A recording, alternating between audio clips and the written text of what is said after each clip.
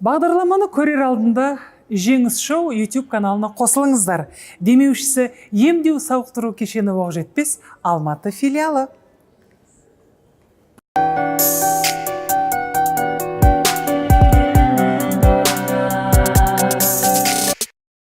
Осы өмірде неден қорқасың? Шынымды айтайын ба? Әлі күнге дейін қараңғыдан қорқам. Шынымды айтайын. Әлі күнге дейін қараңғыдан қорқам. Әр жерлерін свет жақпай далаға шығып жоқ. Қараңғыдан қорқам. Басқа ештеңеден қорқпайсың? Басқа ештеңеден қорқам. Құдайдан қорқам, әрине. Алладан қорқам бірінші. Жаңағы жағы бар, қараңғыдан әлі қорқам. Өмірде неден қорқасың? Адамдардың бар болып жоқ болып кеткенінен қорқам. Енді өлім дейді ғой, смерть. Вот она пугает. Сонда опмай әні, бейнебаяны сіздердің күтпеген жеңістеріңіз деп айтуға болады. Жалпы да десең. Ал енді өмірде неден қорқасың? Өмірде менде мынандай қатты фобия деген нәрсе онша жоқ. Мен тек бір Алладан қорқам. Болды. Дұрыс. Мен бір әріптесімізден сұрағанда неден қорқасың дегенде қараңғыдан қорқамын деген. Жоқ, бір өзім бір тамда жата беремін, қараңғыда жүре беремін. Мен сол жаңағы сіздің құрбыңыз айтқандай қараңғыдан қорқам. Қой? Қараңғыда бір өзім ұйықтағанды жек көремін. Сегде біреумен жатқан жақсы көресің. Қараңғыда Сол үшін қорқам ғой. Біреумен жату үшін десең. Емнің бәле ғой десең отыр. Енді өзіңе ұнамайтын бір әдетің бар ма? Осы бір не бір жаман әдет бар дейді. Өзіме ұнамайтын бір еріншектігім ұнамайды өзіме. Кішкене сондайым бар. Бірақ анандайда бір бастап кетсем тоқтай алмаймын да. Соны до конца бітіргенше. Бірақ сол бастағанға дейін бір қыстақ қалады кей кезде сондай. Сенде ше, Тимур? Менің қырсықтығым бар. Неге? Жаман қырсықтығым. Біреуге ренжісем, соған ренжіп жүремін. Қырсықтық әдетім бар. Сол қырсықтық әдетімнен ұнамайды өзіме. Сен өзіңнің бойыңдағы өзіңе ұнамайтын қандай қасиет бар? Әдетте бар, қасиетте бар ғой енді. Әдеттен армиядан қалып кеткен қолымды бүйте беремін. Келіншегім айтып отырады. Армияны ұмытсайшы болды. Ана баяғыда китель киеміз ғой, жағасы мешет етеді, соң иығымызды бүйте береміз, ремен жөндей береміз. Әлі сол газ ремен тақпасам да жаңағы мынау кофтамен отырсың, қолым жаңа бір күні жасамаймын қолымды, бұндайды істемеймін деп қалтамда салып отырғам. Сөйтсем қолым қалтамда тұрған күйінше бүйтеді ғой қолым. Сондықтан жаман әдет сол мен иығымды бүйте беремін, армиядан қалып кеткен әскердегі киімнен пайда болған нәрсе. Енді ана әрдайым әскерден кеткелі 30 жыл болды ғой. 30 жыл қалып кетті ғой, ауру қалса да әдет қалмайды деп, әдет қалып кетті. Қасиет енді сол әдет қой. Жоқ, енді қасиет туралы айта берсем, ондай көп, оны айтпай-ақ қояйын. Жаман қасиеттің бірі жалқаулық. Жалқаулық жоқ менде. Сенде жалқаулық жоқ. Мен себебі әкеміздің тәрбиесі солай болды. Ауылда жаңағы жұмыс бар болсын, жоқ болсын, азан мен таңертең 7-те тұрғызуды үйретіп қойған бізді. Өте дұрыс. Тұр дейді, біз айтамыз, көке жұмыс жоқ қой, тауып беремін қазір тұрыңдар дейді. Солай үйретілген жалқаулық жоқ, мен де жұмыстан қашпаймын. Қандай жұмыс болса да дайынмын. Енді әрине ауыр жұмыстарға нем жоқ, енді оған икем жоқ, ауыр жұмыс, үйдің жұмысы. Сен ауылдан шықтың ғой, қалай ауыр жұмысқа жоқсың? Мен даже шөбі барғанда ағаларым шөбі орады да, мен гитарамен өлең айтып отырамын да. Сөйтіп құтылып кететін. Ол шөп оруға деген үлкен үлес қой. Олар көңіл күймен. Ағамның өзі айтатындығын. Қарачқан, мен нем ғой, ауылдағы кличкам Қарачқан. Қарачқан дейді, гитараңды алып ал дейді. Шөпке барғым келмейді, мен бармай қояйыншы деп жылаймын ғой. Сен дейді гитараңды алып ал, уайымдамашы дейді. Гитараңды аламын, сосын орып атады. Давай енді ұра бер дейді. Іздегенде табылатын қасыңнан деп. Жандосым ол кезде хит болып жатыр конкретно. Енді осы жерде сол гитараңды бекер тұрған жоқ, гитарың енді. Біз былай жасасақ, бір мен өткенде сенің концертіңде болдым. Сол концерттен бір үзінді бір жақсы бір қазір көңіліңде жақсы орын алған бір тарта бергің келетін бір композиция бар ма? Соны бір ойнап жіберейікші.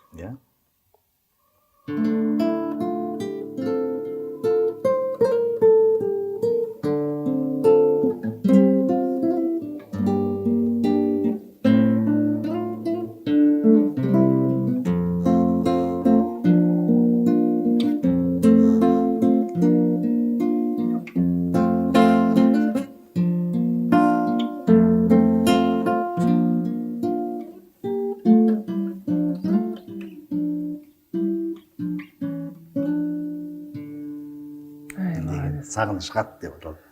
Бұл кімге сағынып жүргенде жаздың? Ой, армияда жүргенде кімді сағынбайсың? Бәрін сағына бересің ғой. Сонда сен армиядағы жазылған. Әрине.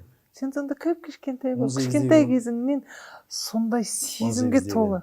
Армияда бірінші хатымды алған мезімде бір айдан кейін келген. Бір ай деген күттік қой. Ол кезде қазір хаттың да қадірі кетті ғой. Мысалы қазір жаза саласың, тіпті алыста скайппен сөйлесе саласың, адам бірін-біріне сағыну деген қасиеттер кетіп баратыр қазір. Деп ойлаймын мен, адамзатта сағыныш деген кетіп баратыр. Мынау мысалға ол хаттың жаңағы қаламмен жазатын кездегі хаттар ол басқаша болады да. Және де оны айлап күтетін кезде. Иә, мен бірінші хатымды бір ай бұрын еще хатты тарататын почтальон жігіт еще әбден билетеді ғой хат келген кезде. Билеп бер, жаңағы құс болып сайрап бер, тауық бол, издеваться етіп хатымызды алатын тұғымыз. Бірақ оқығанда жаңағы бірінші хатымды алғанда кәдімгідей көзіме жас келді. Ауылға барып келгендей болдым. Мен Архангельскте болдым ғой себебі, қатты алысқа кеттім. Шымкенттің, шырайлы Шымкенттің картадан көрдім ғой. Жеңіс, картадан көрсем, Ленинский комната деген болады армияда. Соны картадан қарасам, Шымкент жерінің асты екен, Архангельск төбесі екен ғой. Антарктидаға сәл қап тұрды, Архангельск деген. Соны айтып тұрмын ғой, шырайлы Шымкенттің ыстық климатынан кейін Архангельскке бардым. Мұзханасында. Жаңағы күн суық ояқта, одан кейін белые ночи дейді. Жаздың күндері күн батпайды бүйтіп айлана береді. Ұйықтайтын кезде маскировка дейді, терезені түсіріп ұйықтайсың. Сол кезде шын мәнінде ауылды, Шымкентті сағынған кезде Қазығұртты тығылып алып жылаған күндеріміз болды ғой. Сол кезде шыққан. Енді қалай шықпайды, ол кезде еще армияның басы как раз таяқ жеп жүрген кездері бар. Күнеге түнде тұрғызып. Қарас, маған сенің осындай шындығын ғана айтты, шыншылдығын. Біздің заманымыздағы жаңа жігіттердің армияда қалай өздері ұрған ба бәрін? Бәрін өзі ұрған, бірақ өзін ешкім ұрмаған ба? Бәрі батыр. Басындағы 4-5 ай әбден таяқ жедік қой. Енді тағы шынымен ол кезде кішкене бойым көмектесетін тұғын, малой, не трогайте малой деп жаңағы талып қалама деп қорқады ғой енді, қаттыра берсе. Ана үлкендерді қаттыра ұрады да, мен сәл ударларын жай жіберіп қояды. Мен өтірік қылап, әйтеуір жаңағы шықтық әйтеуір. Бірақ осы мен қайтадан гитара. Бек, Тимур, екеуіңе де бір сұрақ, біріңнен соң бірің жауап бересіңдер. Өмірлеріңде болған қызықты жағдай, өміріңнен алынған анекдот дейміз. Менікі живой анекдот қой. Бір күні қай бір телеарнама сөйтіп жаңағы отырып алдына мен ауылға бір барған кезде, бір студент болып жүргенде, жаңа нағашым үй жағында Төлбас апайымыз тұрады, қазақ тілінен береді. Сөйтіп келіп жатқан кезде бір қайғырып жатыр екен. Сөйтіп мына жерде қайтыс болған бетті. Төлбас апайдың деді да. Бірақ сол көршісінің деп айтқан екен да маған. Мен Төлбас апайымыз қайтыс болды деп түсінемін ғой. Сөйтіп қай бір қанша жыл уақыт өтеді, сөйтіп келіп. Бір телевидениеда осындай жаңағы мектеп қабырғасындағы қызықты нәрселер, мысалы осындай нәрселерде мен Төлбас апайды айтып қаламын ғой. Қазақ тілінен беретін апайымыз бар еді, Төлбас деген. Марқұм иманды болсын. Сол кісінің оқытып, бетіп тұрып, шоқып тұрып оқытатын, бізді басымыздан ұрып тұрып, қазіргі ата-аналар жаңағы мұғалімні ұрысса шағымданады. Біз ол кезде біз даже мұғалімнің ұрысқанын ата-анамызға барып айтуға қорқатынбыз дейтін да. Ұялатынбыз соны. Директордың алдына ата-анамыз барса біз ұялатынбыз. Барғызбауға, даже болса айтқызбауға өзіміз айтпайтынбыз. Неге қазір сондай деп, сондай тақырыпта Төлбас апайды айтып кеткен ғой, марқұм деп ше. Сөйтіп, осы былтыр 20 жылымыз болды. Деп жаңағы мектепке кіріп бардың. Жоқ, жаңағы неде ғой Ресторан. ресторанға бірақ бардық қой біз, кеш бардық біз Алматыдан жолда машинамен барғаннан кейін. Сөйтіп отырмыз, тойдың басталды. Бүйтіп арқамнан төсетті, бек сені шақырып отыр. Кім сен? Төлбас апай дейді. Жүрегім су ете алмай ма? Кеп қалды ма деді. Төлбас апай не істеп? Кәдімгі deyip аяқ буынып істемей қалды ғой. сол фанаттарың жағынан бір қандай қызық қылықтар тастады олар сендер саған? Ой, неше түрлісі болды, әсіресе кезінде сол машинамен кеше ғана еске түсіріп аттық балдар. Атыраудан біз бірнеше километр, 2 километр ма жүрдік. Сол поклонник фанаттарымыз Мадина деп сол 2 километр ма, бірнеше километр. Қаладан шыққан, біз басқа қала, бір қаладан басқа қалаға бара жатырмыз. Артымыздан қуалап Мадина деп әнін айтып, енді бір қыз бар, татуировка жасады. Сенің Мадина сөйледің? Садвакасова деп. Қыз. Бір қыз. Ориентациясы дұрыс па екен? Ой, Құдай сақтасын, бәрі дұрыс, ол әндерін жақсы көреді. Мен в душе ән Мадина Садвакасованың әндері, менің денемнің үстінде Мадина Садвакасованың инициал МС. Мадина Садвакасова. Сосын мен, может, это что-нибудь другое? Нет, МС. Я могу ваше отчество еще написать. Сосын, ойбай, қой. Деп, көрсеткендер болды. Ондай да болады. Ол енді таңғалдырады, ол сөзінде болды. Мен түсінем, егер де жігіт денесіне Мадина деп Садвакасова деп жазбаса. мені Ал де сол қыздың жазып алған, мен бірінші естіп тұрмын. сол қыздың Айман бет аты, Айжан бет. Ал енді Таңғалдырды сол кезде. самый странный комплимент в свой адрес. Комплиментті көп естисің ғой енді. Оның ішіндегі бір, мынау да комплимент па? Әлде бұл не деген сияқты моменттер болды ма сенде? Мысалы, ойбай, бойың қортық екен ғой деп. Ол комплимент па, ол не ма? Сосын біреу, ой, қандай жіңішкесіз, арықсыз дейді ғой. Жарайды, ол жақсы арық. Иә, арық, тұрық, ойбай, қортық екенсіз ғой деп тұрады. Мысалы, кейбіреулер енді странный комплимент. Өздері, мен бір нәрсені түсінем, адам әншіні көрген кезде сасқалақтап қалады. Кейде, ой, ол жаңа қортық деп айтқан өзі кешірім сұрады. Өйтіп айтқым келген жоқ, кішкентай қалай айтады, сөз тапмай қалдым ғой дейді. Мысалы, кейбіреулер айтады, я ваш кумир дейді. Жаңағыда шатастырып алады да.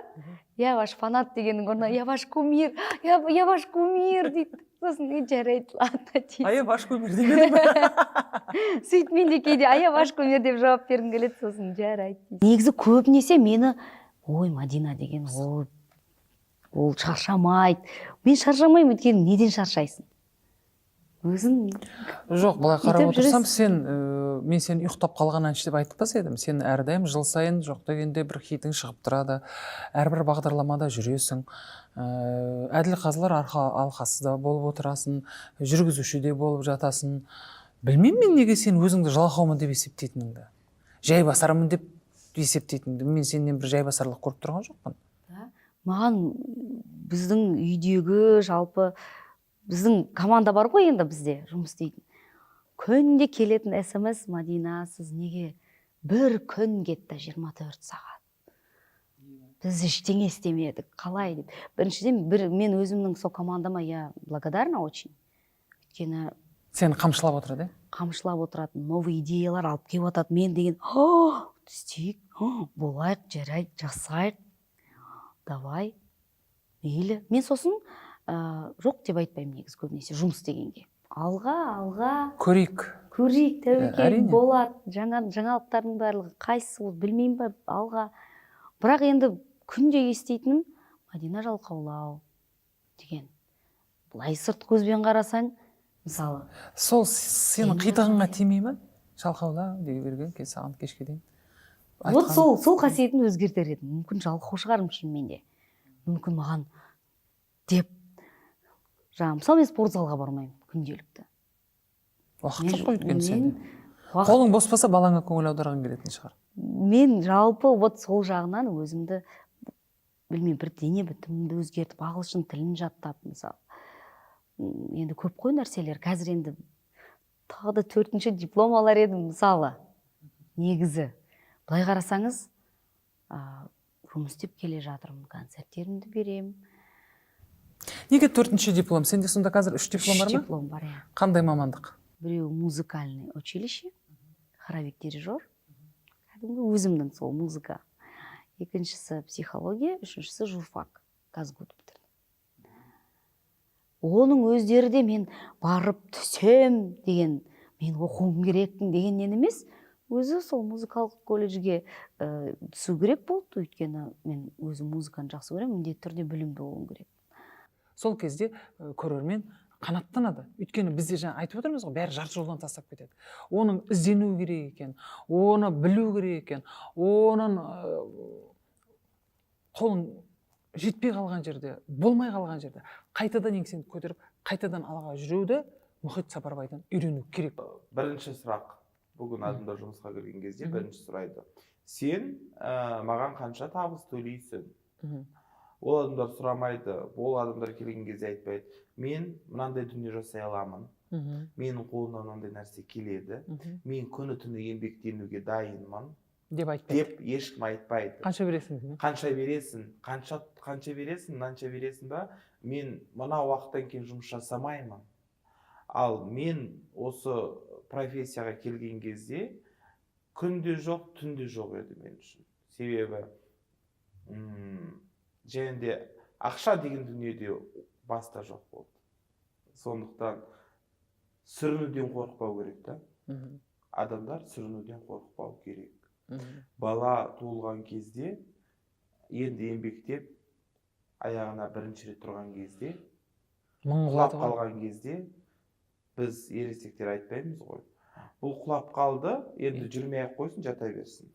Ол бала жата берсе қандай бала болады? Инвалид бала болады, аяқ жұмыс істемейтін. Себебі ол бір рет құлағаннан қорықты ата-анасы, және де тұрғызбай қойды. Сол сияқты ол да бір өмірдің заңдылығы да. Менің жетістікке жеткен кездерімнің барлығы ол сүрініп тұрғаннан кейін. Сүріну өте үлкен стимул береді адамға. Өте үлкен күш береді. Әрине, әрине. Сол себептен сынның өзі күш береді саған. Тоқтауға, бірінші емес 10-шы болуға, бірінші емес әзірше 100-ші болуға қорықпау керек. Әрине. Өзіңді мен керемет журналистпін деп есептейсің ба? Керемет деп па? Керемет болуға тырысып жатырмын. Жас журналистерге не айтар едің? Бұл профессия шалқып-балқып өмір сүретін профессия емес. Біздің профессияда бізде тек қана осыны жақсы көретін, телевидениемен өмір сүре алатын, барлық нәрсеге шыдай алатын адамдар келген дұрыс. Егер де келіп сіз ақша табамын деп ойласаңыз, отандық телевидениеде ақша жоқ.